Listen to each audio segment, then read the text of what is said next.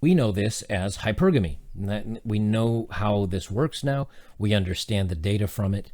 And as I've shown in my other videos, it can be broken down and seen. So there's really not any surprises here, but I find it very interesting that it's really affecting everyone by this having so many choices. Again, is if you were to walk up to a buffet and your favorite food is pizza and you'd really like to have pizza all the time, and then you'd like to have some cheesecake for dessert. Well, when you walk up to a buffet, it gives you the ability to say, oh, they have pizza. I'll take just a little bit of pizza because I like pizza, but I want to try all these other foods. I want to try all these other flavors. I want to try all these other things. That's not necessarily a bad thing. But at the end of the day, think about it. By the time you've eaten absolutely everything that's there on the plate, and you then become very picky, or there's so many choices, you can become picky. And that's the dating market today. You might meet somebody that's absolutely wonderful for you. And whether you're a girl or guy, doesn't matter. You might meet somebody that's perfect for you. But once you select that person, that's it. That's your choice. But there's a buffet out there just waiting for you. And that's the problem a lot with dating today, both from the very popular guys and from a large majority of the women, is they keep going back to the buffet to try different flavors and try more. And he's different, and he's different. That didn't work out, but I've got this choice over here, and so on and so forth. And there's very much a fatigue to it.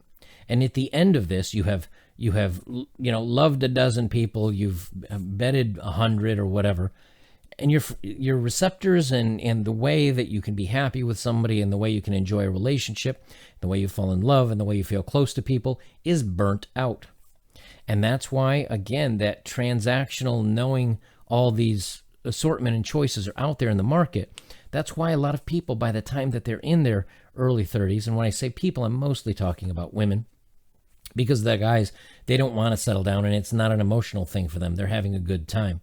And the guys that do want to be emotional and have a loving, tender partner, they're going to get run over in today's market. So it's mostly the women, and they go out and they go through this buffet of dating, and they see everything's on the market, and they gorge themselves on this. And at the end of it, there's nothing left. There's nothing that looks interesting. There's nothing good enough. What's exciting enough that I'm stuffed as it is, but is there anything delicious enough left for me on this table that I want to go for? And in the end, it's kind of like, no, I think I'm good, but I'm lonely and I don't want to be alone. And I do want to have a family. And I'm 35 and it's getting tougher for me to get dates. And that's where we are, is that now we've got a growing group of women that they still have that buffet mentality, but the buffet is empty. There's not nearly as many choices for them. There's some cold lasagna over here and maybe 3 old chicken wings and some wilted salad. And when they had all the choices, they couldn't make up their mind. But now they're down to these 3 choices and they're not happy with it. So instead they say, it's not good enough. I don't want any of that. But then they complain because the men are still enjoying the buffet over at the young table, and the young women are over at that table enjoying the buffet. And now the 30 and the 40-somethings not so happy. Again, not fair.